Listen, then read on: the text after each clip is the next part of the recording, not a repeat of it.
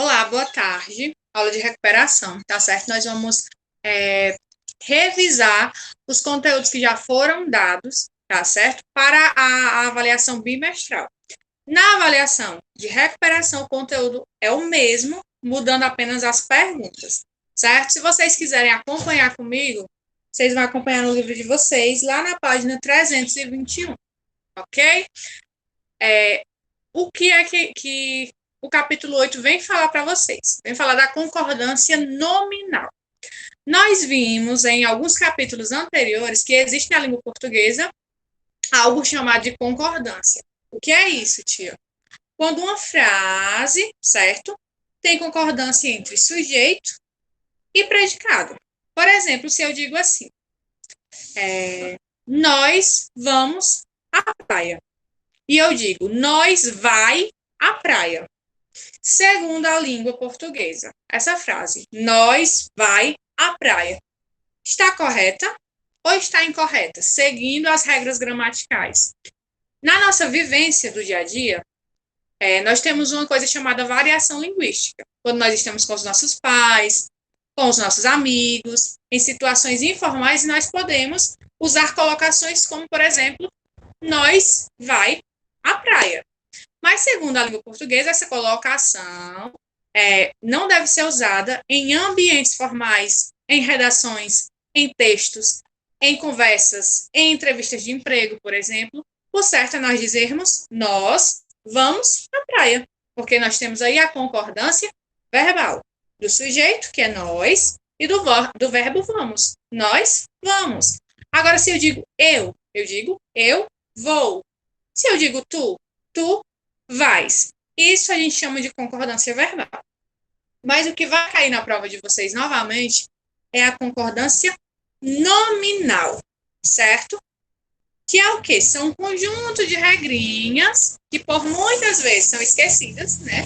A gente esquece dessas regras ou confunde as regras e nós não sabemos fazer essas colocações. Só que a língua portuguesa vem com regras, certo? Que a gente vai aprender e vai utilizar no nosso dia a dia, na nossa escrita, nos nossos textos, nas nossas conversas formais, certo? Lá naquela prova do Enem que você precisa fazer, tá certo? Naquela conversa formal que você precisa ter.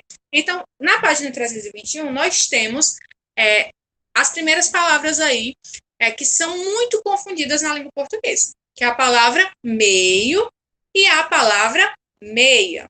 Aí nós vamos ver aí que existe uma regra que diz o quê? Que a palavra meia, ela só existe no contexto da língua portuguesa, o objeto, né, de colocar no pé a meia, mas ela não existe em frases como, por exemplo, eu estou meia confusa, né? Quando a gente estava aqui discutindo, né, nas aulas anteriores, a gente viu que muitos colegas disseram realmente que a gente usa, né, essa colocação. Eu estou meia confusa, eu estou meia triste. Será que isso existe na língua portuguesa? Aí eu já digo para vocês, não. Ninguém está meia triste, ninguém está meia confusa. Mesmo sendo no feminino, eu estou meio confusa, eu estou meio triste, certo? É a primeira regra de concordância nominal que a gente vai ver na nossa língua. Ok? Isso vale principalmente para quando a frase estiver no feminino, tá certo? Aí o que é que o livro de vocês vai dizer aí? Né? Tem um exemplo lá no final, aí no segundo parágrafo, que diz assim: eu estou meia preocupada. Né? Então a gente entende aí que o sujeito dessa frase é feminino, estou meia preocupada. Ao ler essa frase, normalmente a gente acha que essa colocação está correta. Então essa é a primeira regra que vocês vão relembrar, tá certo? Lembrem aí da minha voz na cabeça de vocês. Não existe meia triste, meia confusa, meia chateada, meia alegre. Eu estou meio confusa, meio chateada, meio estressada. Entenderam, gente? Certo? Então, essa é a primeira regra que o livro de vocês vem trazer de concordância nominal. A segunda aí é a palavra anexo e a frase em anexo.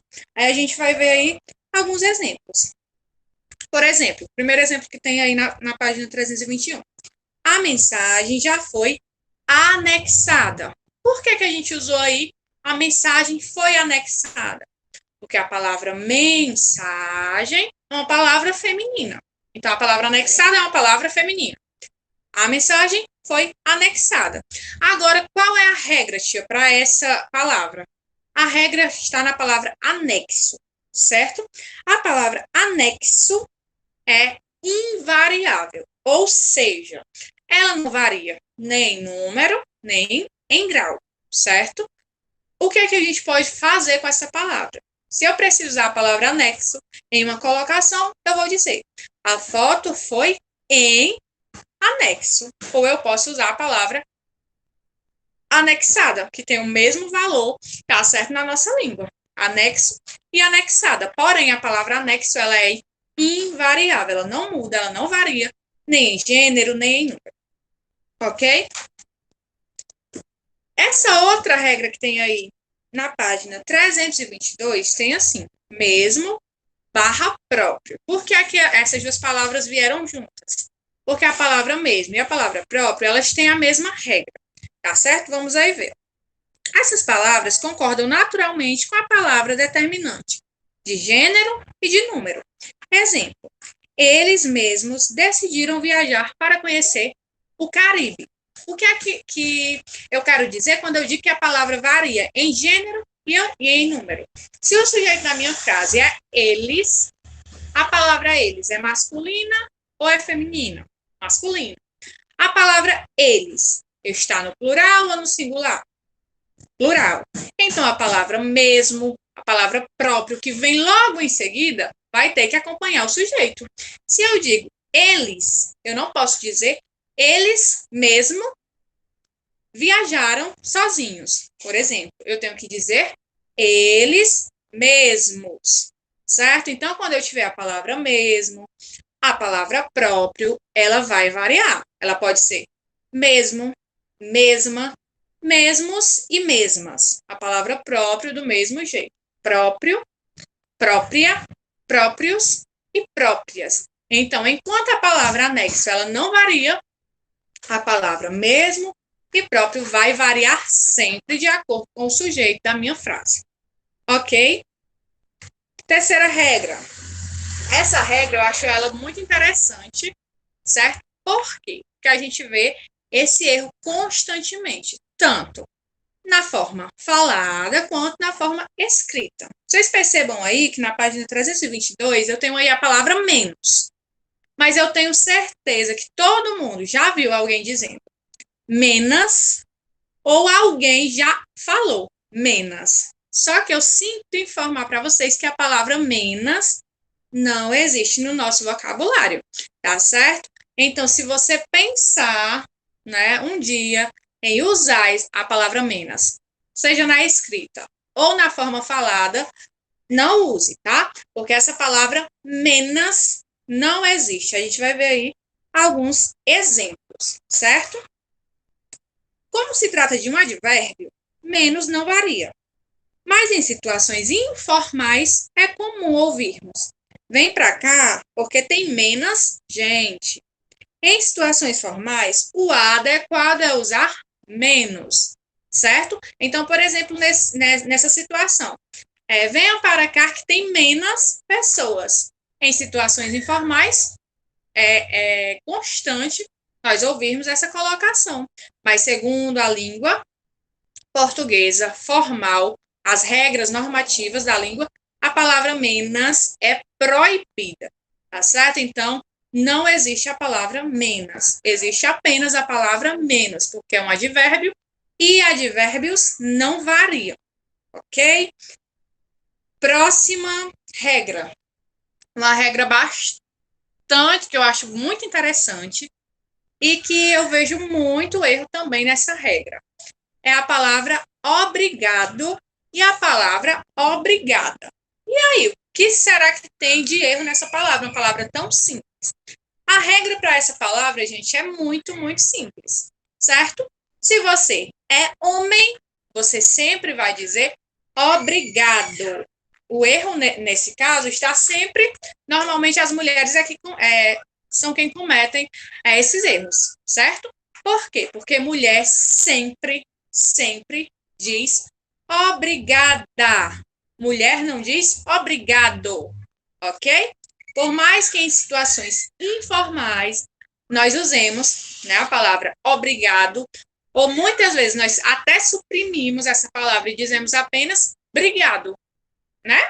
Na língua portuguesa, nas regras normativas, essa palavra obrigado, se é uma mulher, tem que ser obrigada. Então, se alguém te faz um favor, você é uma menina, é uma mulher, é uma moça, você vai responder obrigada, certo, gente? Obrigado para meninas, mulheres, no feminino em geral.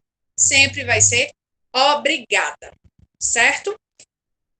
Outra regra, essa aqui é um pouquinho mais complexa, tá certo? Mas ela também não é difícil. Agora nós vamos falar aqui da palavra, da expressão é proibido. Será que eu sempre vou poder usar é proibido, é proibida, né? Essas expressões aí com o mesmo sentido? Vamos ver agora. Vamos ver aqui que tem 4 exemplos. O primeiro exemplo diz assim: é proibido entrada de animais na loja. É proibido entrada de animais na loja. A palavra entrada é uma palavra feminina. Logo, o que é que a gente pensa? Que deveria ser é proibida entrada de animais na loja. Regra da língua portuguesa para vocês, tá certo? Se eu tenho uma palavra feminina, mas antes dessa palavra feminina, eu não tenho o artigo a, eu sempre vou usar proibido. Agora, se a minha frase fosse é proibido a entrada de animais na loja. Percebam aí que a frase mudou, certo? Que agora eu coloquei um artigo na minha frase. Aí sim, eu vou poder escrever é proibida a entrada de animais na loja. Mas se eu não tenho esse artigo, sempre será é proibido. Outro exemplo. É proibido permanência por mais de 15 minutos. Mesma coisa, tá, gente? Se a frase muda e vira é proibida a permanência por conta desse artigo feminino, a palavra vai ser proibida. Mas se não tem artigo, por mais que a palavra seguinte seja uma palavra feminina, eu sempre vou usar proibido, certo? É outra regra que muitas vezes a gente não se atenta para ela, mas ela existe, né? Como a gente já viu, existem muitas regras, certo? Na nossa língua portuguesa. E essas são algumas delas, ok? Aí vamos agora para outra regra, pessoal. Essa regra eu acho muito interessante. Eu acho todas as regras da língua portuguesa interessantes, né? Porque realmente são bem interessantes. A próxima regra é da palavra bastante e a palavra bastantes, certo? Aí, uma dúvida que surgiu quando eu estava dando essa aula. Palavra bastantes no plural, tia. Existe? Existe. Porém, nem sempre nós vamos poder usar essa palavra, tá certo? Tem aí uma regra, algumas regras de uso, certo? Para essa palavra. Então, se a frase está no plural, eu vou usar bastantes. Não. Vamos ver em qual regra essa palavra bastantes no plural é válida, tá bom? Vamos ver aí na primeira frase que diz assim, ó. Ela está bastante feliz. Na próxima frase tem assim: eles estão bastante felizes. Aí vocês vão ver que na primeira frase, a frase está no singular, né? Ela está bastante feliz. Na segunda frase, eles estão bastante felizes. Mudou alguma coisa aí na palavra bastante? Não mudou, tá certo? Por que, gente, que não muda? Porque a palavra bastante, nesses dois casos, é um advérbio. E, mais uma vez, advérbios são palavras invariáveis. Não existe plural para advérbio. Então, se eu digo, ela está bastante feliz, eu posso trocar esse bastante por muito. Ela está muito feliz. Se eu trocasse pela palavra muitos, ela está muito feliz. Minha frase teria sentido? Não teria sentido. Então, se eu troco pela palavra muitos e a frase perde o sentido, é porque esse bastante é advérbio, certo? Então, é um macete aí para vocês. Se você não sabe se a palavra é um advérbio ou não, você vai trocar por muitos, no plural. Se sua frase perde o sentido, aí você já sabe que essa palavra bastante não tem plural. Quando é que a gente vai poder usar a palavra bastantes no plural? Quando ela estiver se referindo à quantidade. Por exemplo, comprei bastantes roupas. Nesse caso, por mais estranho que soe, por mais estranho que pareça, essa palavra é no plural.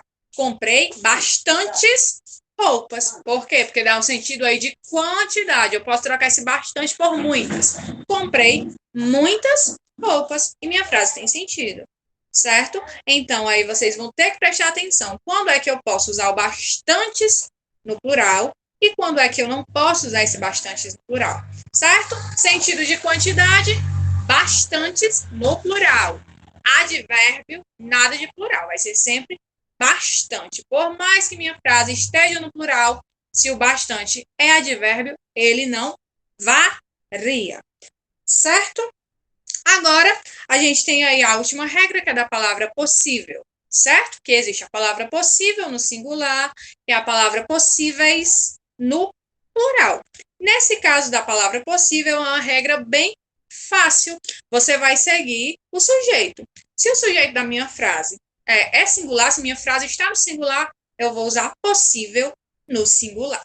Se minha frase está no plural, eu vou usar possíveis no plural, ok? São regras básicas, é um conteúdo bem fácil, bem simples, porém gera bastantes dúvidas, né? Muitas dúvidas. Então, por isso vocês têm que se atentar para as regras, tá certo? Principalmente para aquelas regras que são de uso rotineiro, como a palavra meia, que não existe, mais uma vez, não existe, meninas principalmente. Meia triste, não existe. Obrigada para as meninas. A palavra menos, que não existe, tá certo? Vocês vão se atentar para essas regras, né? Gente, essas são apenas algumas regras de concordância nominal, certo? Existem muitas outras, porém o livro de vocês se atentou a estas regras, certo? Nas próximas aulas, vou passar um questionário para vocês responderem, vou apresentar aí na tela, tá? Um questionário, e nós vamos mais uma vez revisar a nossa gramática, certo? Porque lá na gramática existem outros casos de concordância nominal. Tem esses que a gente acabou de ver e outros, tá certo? Eu espero que vocês tenham entendido. Desejo a vocês uma boa tarde. Cuidem-se, fiquem com Deus e até a próxima. Tchau, tchau.